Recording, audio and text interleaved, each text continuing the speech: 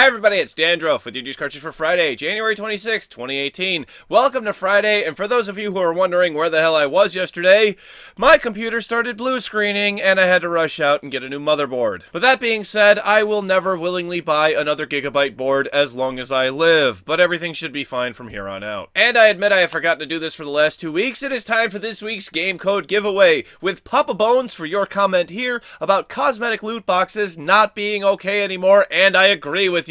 So Papa, for your wonderful contribution, have a key for Psychonauts. We are starting today with Epic Games, and remember how there was concern about their other games because they were focusing on Fortnite's Battle Royale? Well, those concerns have become reality because they have announced today that Paragon will be shutting down on April 26th. They are offering refunds to anyone on all platforms, but you have to request it. There is a link for that down below. So if we needed an answer about what Epic was doing, I think we got it.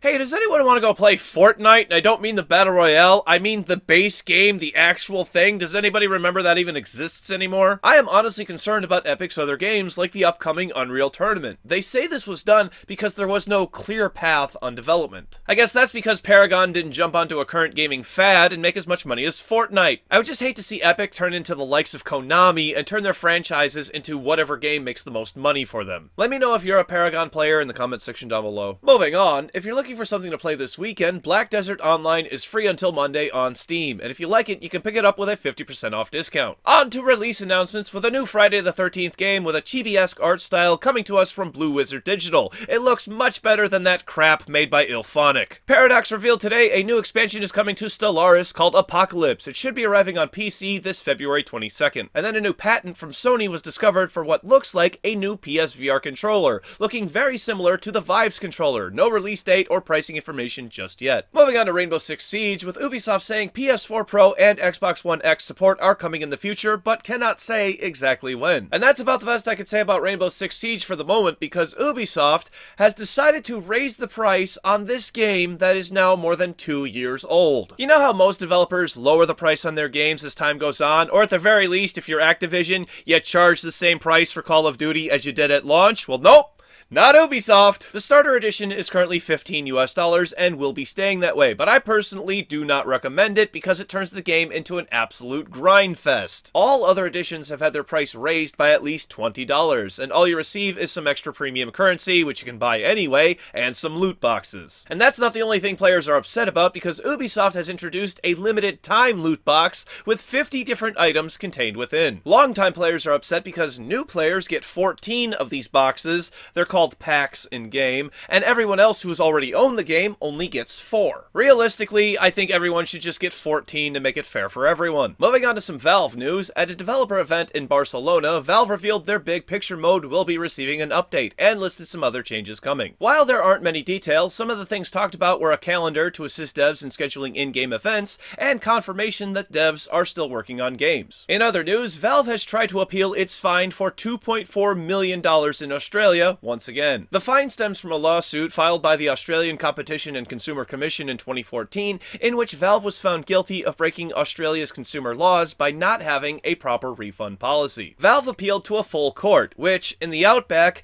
is a court with more judges than normal. This time, however, they are appealing to the High Court, the last possibility for them to have the fine removed. Because of this, the original court decision is put on hold until the High Court responds. The studio behind the upcoming game Kingdom Come Deliverance has confirmed some things that are sure to make some people happy. I thought we needed a little pick-me-up at this part of the show. In the YouTube comments on their latest trailer, Warhorse Studios replied to a person regarding Denuvo, letting them know that they will not have it. Answering questions on Twitter, they confirmed there is no season pass and no microtransactions at all. Yay! Speaking of microtransactions, following in Hawaii's footsteps, Senators Ranker, Carlisle, and Kaiser from my home state of Washington have introduced a bill into the state legislature to have the Gambling Commission investigate loot boxes and other random item chants for current consumer spending opportunities. The bill gives the commission until December 1st of this year to finish the study and give recommendations on how best to regulate and enforce the proposals on loot box mechanisms. Finally for today, after the ESL, the Esports League, announced that it was exclusively streaming Dota 2 to Facebook,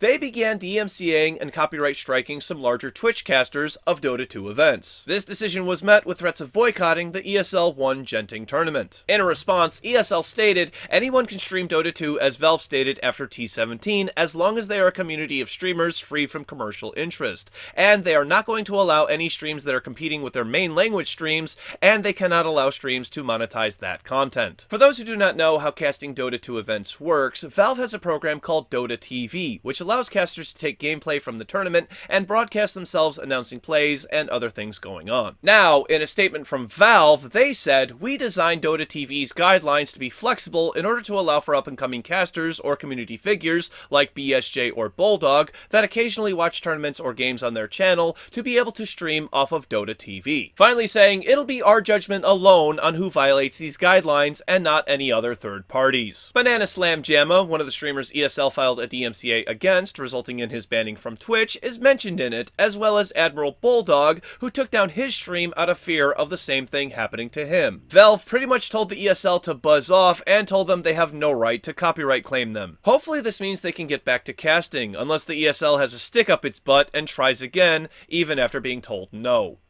Once again, it's time for Monday's game releases, because I'm off for the next 2 days because, no bullshit or anything. I need 2 days off to have fun and play games. For PC, Draft Day Sports, Pro Football 2018, Ground Runner Trials, The Master, Hollow Throne, and Survive. It's got a 3 in its name. Thank you very much, everybody. This has been News Cartridge. I am Dandruff. I will see you on Monday. And what is the money called on Superman's home planet? Krypton currency. What a great show! Thank you for watching, everybody. Hit the like button if you liked it, hit the dislike button if you did not like it, but either way, it helps me out. Click up here if you want to watch the bonus cartridge for today's episode. Click down here to watch Wednesday's episode, which is about the Red Strings Club developers being accused of transphobia, and click over here to subscribe to my wonderful, wonderful channel. Thank you, I will see you on Monday. Go play some games.